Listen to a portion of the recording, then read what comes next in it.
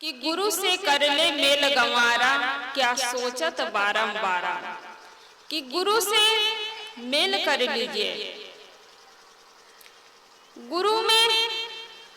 गुरु के शरण में मन को लगा लीजिए। और इसके लिए कितने बार लोग सोचते हैं। यहाँ तक कई गांव में त्योहार मनाया जाता है कि लोग त्योहार मनाएंगे तो बाहर काम काज में नहीं जाएंगे, सत्संग में जाकर कम से कम बैठेंगे तो उनका जीवन सुधरेगा। लेकिन जब त्योहार मनाया जाता है तो कहीं घूमने लोग चले जाते हैं या घर में ही टाइम पास करते हैं। वही व्यक्ति जब काम में जाता है, ड्यूटी में जाता है तो 8 बजे, सुबह 8 बजे ही तैयार हो जाता है और त्योहार मनाया जाता है तो 11 बजे 12 बजे तक वही काम होता है। सत्संग हमारे जीवन सुधार के लिए है और इसी के लिए हम बहाना बनाएंगे तो हमारा यह दुर्भाग्य होगा। संत गुरुजन मन की पवित्रता की बात बताते हैं, तन की पवित्रता की बात बताते हैं, घर की पवित्रता की बात भी बताते हैं कि भाव भक्ति में तो लोग लग जाते हैं। यहाँ बिहार में जब भी आना होता है तो भाव भक्ति को देख करके बहुत अच्छा लगता है, मन खुश हो जाता है। समय कैसे बीतता है, 2 दिन 3 दिन का सत्संग कार्यक्रम होता है, पता ही नहीं चलता है। और सुबह ही सत्संग शुरू हुआ था, आज 8 बजे आना हुआ तो यह सत्संग पंडाल भरा हुआ था। तो आप लोगों के अंदर में कितनी श्रद्धा है, भक्ति है और ये बड़ी अच्छी बात है कि मन में भक्ति है। लेकिन एक बात कहना चाहूंगी कि जिनको जैसे गुरु मिलते हैं वैसे लोगों को सीख मिलती है। गुरु तो मिले हैं, सत्संग में रुचि रखते हैं, लेकिन थोड़ा से आप लोगों को बुरा न लगे, साफ सफाई पर थोड़ा और ध्यान दे देंगे तो और बड़ी अच्छी बात होगी।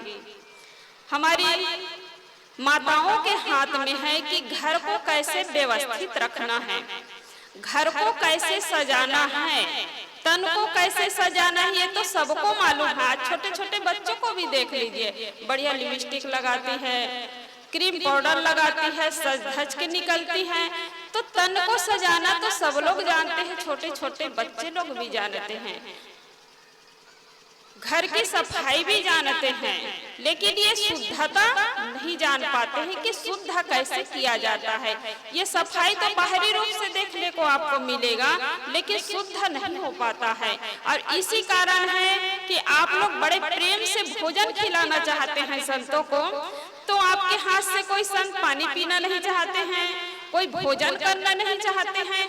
तो एक ही कारण है कि शुद्धता की जानकारी न होने के कारण आज लोग 500 से लेकर के उधर आगे 1000, 2000, 1500 ऐसे साड़ी पहनती हमारी माताएं। भाई लोग भी ऊंचे ऊंचे कपड़े पहनते हैं, लेकिन किचन में कौन से कपड़ा यूज किया जाता है ये हमारी माताएं और भाई लोग सब लोग जानते हैं। जो कपड़ा साल 2 साल पहन करके फेंक दिया जाता है, कोई काम नहीं आता है, तो वही छोटे बड़े का कपड़ा जो किचन में चला जाता है। जहाँ भोजन एकदम शुद्धता से बनाना चाहिए, सफाई से बनाना चाहिए, जो भोजन हमारे पेट के अंदर जाएगा और वो पूरे तन को स्वस्थ रखता है, और वो भोजन में गंदगी हो, वो भोजन में अशुद्धता हो तो ये अच्छी बात नहीं है। तो सबके घर में नया कपड़ा होना चाहिए। ये जरूरी नहीं कि व्हाइट कपड़ा ही हो, कोई कलर वाले कपड़ा भी रख सकते हैं, छोटे छोटे नेपकिन भी रख सकते हैं, लेकिन नया कपड़ा होना चाहिए। और नए कपड़े को आप व्हाइट कपड़ा रखेंगे तो और अच्छी बात है, बढ़िया वो लट्ठा कपड़ा वो मिलता है 1 मीटर आप खरीदेंगे तो साल भर देखना नहीं पड़ेगा। और 1 मीटर कितना में आएगा? 30 रुपया 40 रुपया से ज्यादा नहीं होगा। और उसको आप खरीद लीजिए और बढ़िया 2-3 टुकड़ा करके उसको रख लीजिए। बढ़िया रोटी उसमें रखिए, भोजन बनाते हैं तो बढ़िया थाली में कपड़ा को रखिए धो करके, जमीन पर मत रखिए। तो ये सफाई शुद्धता का ध्यान देना चाहिए। तो ये कमी ही हो जाती है। भाव भक्ति तो बहुत है, संत लोग देखते हैं तो गदगद हो जाते हैं, खुश हो जाते हैं, लेकिन ये सफाई न होने के कारण, शुद्धता की जानकारी न होने के कारण कोई आपके घर में पानी नहीं पी पाते हैं। तो आप सत्संगी हैं तो बड़े सौभाग्यशाली हैं, लेकिन दुर्भाग्य यही है कि आप सफाई पर ध्यान नहीं देते हैं। तो सब लोग, जहाँ तक मेरी आवाज जा रही हो, सब लोग सुन रहे हैं, तो सबके घर में होनी चाहिए। और एक बात और है कि कहना तो पड़ेगा, नहीं कहेंगे तो कैसे बनेगा। जब शौच जाते हैं तब नल को उसी हाथ में छू लिया जाता है जिस हाथ में गंदगी साफ किए हैं, दरवाजा छू लेते हैं, बाल्टी छू लेते हैं, उसी हाथ में कपड़े छू लेते हैं, तो पूरा अशुद्ध हो जाता है। तो एक हाथ क्या काम में आता है? एक हाथ से गंदगी साफ किए तो एक हाथ तो बचा है ना, उसमें आप नल को चालू करिए, बंद करिए, बाल्टी है उसको छुइए और दरवाजा खोलिए, बंद करिए, एक हाथ बचा है उसमें। और सब लोग ध्यान देना चाहिए, 3 बार हाथ मांजे के बाद ही अपने कपड़े के छू लीजिए। तो इस सफाई पर ध्यान देना चाहिए। और यही कारण है कि नहा धो के भोजन बनाए तो सब धुल जाता है, तब कुछ खाने का मन होता है। और हमारी माताएं हैं, भाई लोग भी हैं, सबके अंगूठी में क्या है? सबके हाथों में अंगूठी है। सब लोग अंगूठी पहने हुए हैं, बड़े शौक से पहनते, 1 नहीं 2 नहीं 4-4 5-5 पहनते हैं।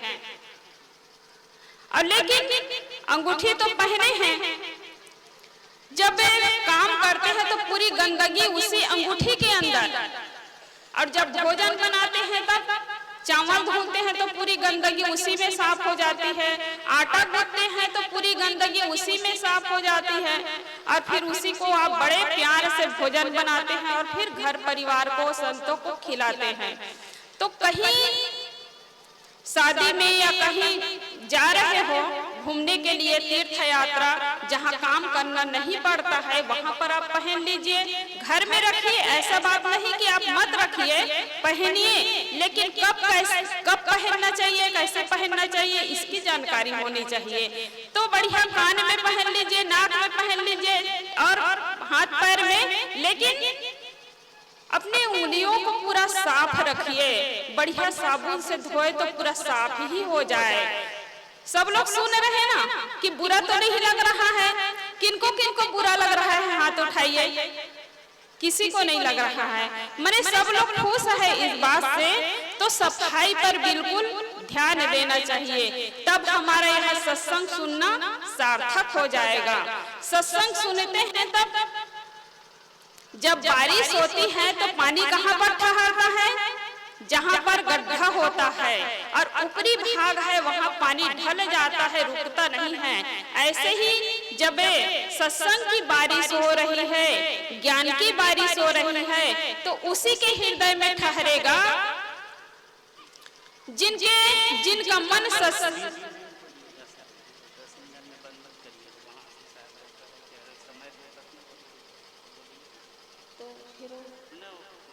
अच्छा,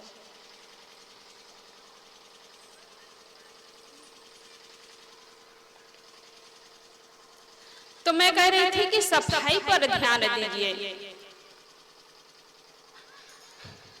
तन की सफाई पर, घर की सफाई पर। ये हमारी माताओं के हाथ में। भाई लोग तो बढ़िया झट से भोजन बना बनाया मिलता है, थाली में परोस करके देते हैं और फिर खा करके निकल जाते हैं। सफाई तो आपको ही करना पड़ता है, हमारी माताओं को ही करना पड़ता है। बच्चों को संभालना माताओं के हाथ में है, घर को संभालना माताओं के हाथ में है। लोगों के साथ कैसे व्यवहार किया जाए, मेहमान आते हैं, पड़ोसी आते हैं, तो ये सबसे ज्यादा जिम्मेदारी हमारी माँ के हाथ में, माताओं के हाथ में होती है। और माताओं के सुधार में ही घर का सुधार है, परिवार का सुधार है। आज हम देखते हैं कि अधिकतम लड़ाई झगड़ा का कारण हमारी नारी समाज भी है, क्योंकि भाई लोग जब बाहर रहते हैं तो हमारी माताएं जो है छोटी छोटी बात को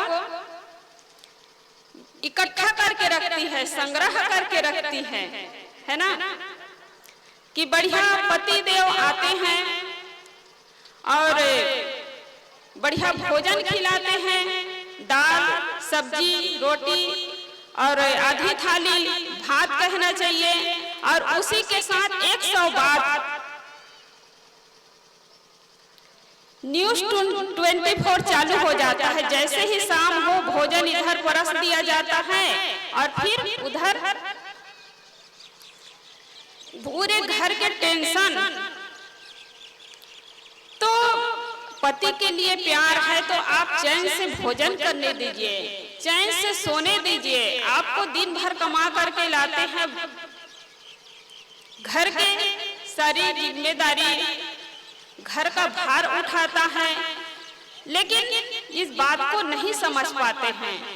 तो मन की पवित्रता होनी चाहिए, थोड़े थोड़े बातों में लड़ाई झगड़ा ना हो, छोटी छोटी बातों को इकट्ठा करके न रखें, बल्कि सामने वाले बोल रहे तो उसको हम थोड़ा सह ले। सहने में कोई हानि नहीं होगी, लेकिन सहन करना बहुत बड़ी बात होती है। जो समझदार है, जो सोचते हैं कि हम करेंगे तो हमारे लिए हैं और दूसरा करे तो उनके लिए हैं, लेकिन हम क्या करते हैं, हम जैसा चाहते हैं वैसा दूसरों के साथ नहीं करते हैं। किसी को गाली देते हैं, किसी के घर तोड़वाते हैं, किसी की निंदा करते हैं, अपमान करते हैं, तो सोचते हैं कि वो उनके लिए है, लेकिन उनके लिए नहीं है। वो जो कुछ भी है वो आपके लिए है। चाहे आप अच्छा करे चाहे बुरा करे, लौट करके आपके पास ही आना है।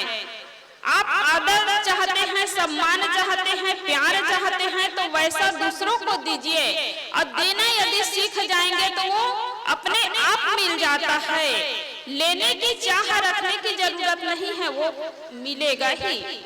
इसलिए हम किसी को देना सीखें, और जब देना सीख जाते हैं तो देने में क्या होता है, स्वतंत्र है हर आदमी देने में। आप प्यार दे सकते हैं, धन दे सकते हैं, जब भी किसी को जरूरत पड़े जो चीज की वो चीज दे सकते हैं। लेकिन यदि पाना चाहते हैं तो उसमें दुख है, पाने में परतंत्रता है। पाना यदि चाहते हैं, सामने वाले न देना चाहे तो क्या करोगे, दुख ही भोगना पड़ेगा। सासू माँ सोचती है कि बहू मेरी सेवा करे, और बहू की इच्छा नहीं है कि मैं सासू माँ की सेवा करूं, सासू माँ की बात मानूं, तो फिर दुख चालू हो जाता है। तो हम अपने कर्तव्यों का पालन करें, आप अपने कर्तव्यों का पालन करें कि अपना काम है सामने वालों को प्यार देना, सामने वालों की सेवा करना। जब भी कोई चीज की जरूरत हो तो उस चीज को दीजिए। तो मैं शुरुआत की थी कि घर की सफाई, तन की सफाई, मन की सफाई। मन की सफाई ये सत्संग में आकर ही मन की सफाई, क्योंकि तन को सजाने के लिए तो आप कई जगह जाते हैं, मेले में, मड़ाई में, बाजारों में, तो पूरे तन को सजाने के लिए ही दुकान में सामग्री मिलती है। क्रीम पाउडर है, या अस्पताल में जाएंगे तो दवाई है, डॉक्टर के पास जाएंगे तो तन की इलाज, लेकिन मन के इलाज ये सत्संग में है, गुरु के सानिध्य में है। लेकिन यही गुरु के सानिध्य में जाने के लिए, सत्संग में जाने के लिए हजारों बार लोग सोचते हैं। किसी की सेवा करना चाहते हैं तो हजारों बार सोचते हैं, किसी को दान देना चाहते हैं तो हजारों बार सोचते हैं कि आज नहीं तो कल दे दूंगा, कल नहीं तो परसों दे दूंगा। या लोग सोचते हैं कि अभी तो बहुत लोग देने वाले हैं, अभी यहाँ सत्संग हो रहा है तो सत्संग के लिए कितने लोग दान दिए हैं। तो ऐसा मन में ना हो कि अभी तो बहुत देने वाले हैं तो हम इस साल नहीं और सत्संग होगा तब दे देंगे। तो क्या पता कि आपके शरीर रहे न रहे इसका कोई ठिकाना है, कि अगले साल तक का शरीर रहे न रहे इसका कोई ठिकाना नहीं है। आज का ठिकाना है, कल का ठिकाना नहीं है, अभी का ठिकाना है, कुछ पल के बाद में क्या होगा इसका भी कोई ठिकाना नहीं है। तो इसलिए वर्तमान में जीना चाहिए, वर्तमान में सत्संग कर लेना चाहिए, वर्तमान में जीवन को सुधार लेना चाहिए, कल पर नहीं टलना चाहिए। कल करते करते काल आ जाता है, कल करते करते काल आ जाएगा और आप अपने जीवन में कुछ भी नहीं कर सकते। एक बार क्या हुआ कि एक सेठ और सेठानी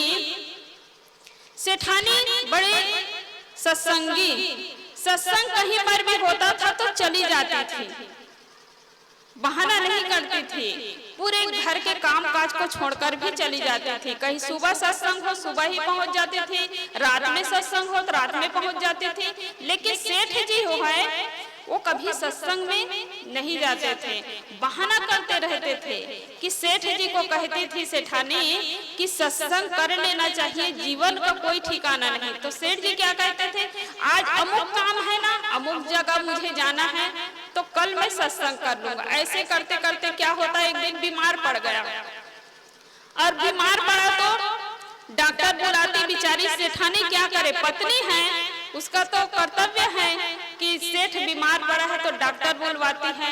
लेकिन डॉक्टर दवाई दिए तो सेठानी क्या करती है, इस पर सेठ के गलतियों पर दया नहीं करती है, उनके जीवन सुधार के लिए उसको कठोर बनना पड़ा। तो दवाई को सेठानी जो है अलमारी में ताला लगा करके रख देती है। सेठ जी दवाई खाने का समय हुआ, रोटी खाने के बाद सेठ जी कहते हैं कि डॉक्टर जी दवाई दिए हैं उसको मुझे दे दो। तो सेठानी क्या कहती हैं कि आज नहीं कल खा लेना। आप लोग ध्यान से सुन रहे हैं ना, आज नहीं कल खा लेना। फिर थोड़ी देर बाद में फिर सेठ कहते हैं कि डॉक्टर जी दवाई दिए हैं उसको मुझे दे दो, बहुत परेशान हूँ, बहुत तकलीफ है शरीर में। तो सेठानी फिर कहती हैं अरे अभी से क्या पड़ी है, थोड़ी देर बाद में खा लीजिए या तो कल खा लीजिए। तब सेठ को बहुत गुस्सा आया और कहने लगा क्या मैं मर जाऊंगा तब क्या दवाई दोगे, तब क्या दवाई काम में आएगा। तब सेठानी कहती है कि इसी बात को मैं आपको रोज बोल रही थी, क्या मर जाओगे तब क्या सत्संग में जाओगे। तो सेठ जी की आंखें खुल जाती हैं कि सचमुच सेठानी जो है मेरे हित के लिए, मेरे कल्याण के लिए, जीवन सुधार के लिए बोल रही थी, लेकिन मैं समझ नहीं पा रहा था। तो उन्होंने कहा कि ठीक है दवाई दे दो, जब मेरा शरीर स्वस्थ होगा तो मैं सत्संग में कल से जाना शुरू कर दूंगा। और फिर सेठ की आंखें खुल जाती है और फिर सत्संग में जाना शुरू कर देते हैं। तो ऐसे हमें कल पर कभी नहीं टालना चाहिए। जो अच्छा काम है उसको आज ही कर लेना चाहिए। सत्संग में जाना है आज ही चले जाओ, तुरंत चले जाओ, कल ये सत्संग मिलने वाला नहीं है। दान देना है तो आज ही दे दीजिए। आज आपके मुट्ठी में रुपये हैं, पैसे हैं और कल बेटे के हाथ में हो जाएगा, बहू के हाथ में हो जाएगा। एक एक रुपये के लिए आपको तरसना पड़ेगा। आपके लिए ही नहीं होगा तो आप दूसरों को क्या एक रुपया दे पाएंगे। तो आप वर्तमान में जीना सीखे, लेकिन लोग वर्तमान में जीना नहीं चाहते हैं, जीना नहीं सीख पाते हैं, तो फिर वही भविष्य की चिंता करते करते आगे बढ़ जाते हैं और जीवन में पश्चाताप करते हुए जाना पड़ता है। तो इसलिए वर्तमान में जीना सीखे। हमारे शरीर में शक्ति है उसका सदुपयोग करें, दूसरों की सेवा में लगाए, परोपकार में लगाए, धर्म में लगाए, यही संग साथ में जाने वाले हैं। भजन में कहते हैं बने जो कुछ धर्म कर ले यही एक साथ जाएगा। बने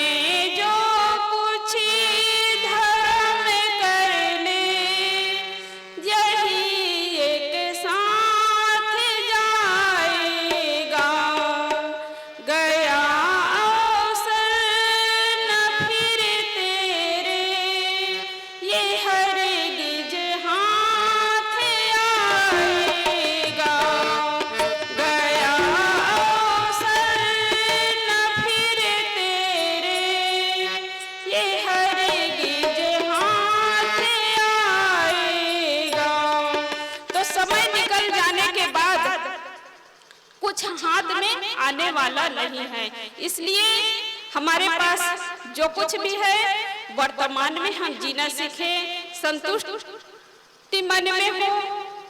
जो कुछ भी मिला है उसका हम सदुपयोग करें, समय का सदुपयोग करें, धन का सदुपयोग करें, जीवन मिला है उसका हम सदुपयोग करें। तो सफाई पर ध्यान दें। और कितने कितने लोग अपने अपने घरों में, जो मैं बता रही थी कि भोजन बनाने के लिए सफाई पर ध्यान देंगे, तो कितने लोग ध्यान देना चाहते हैं। हमारी माताओं से हम बस 2-4 लोग ही, कितने लोग सफाई पर ध्यान देना चाहते हैं कि आपके घर में संत गुरुजन जाए, आपके हाथों से भोजन पा सके। बहुत बढ़िया, हमारी माता लोग बहुत आगे हैं और भक्ति भाव में आगे हैं, सेवा में आगे हैं, और ऐसे ही हम सबको करना चाहिए। इन्हीं शब्दों के साथ मैं अपनी वाणी को विराम देती हूँ। बोलिए सद्गुरु देव की जय, सद्गुरु कबीर साहिब की।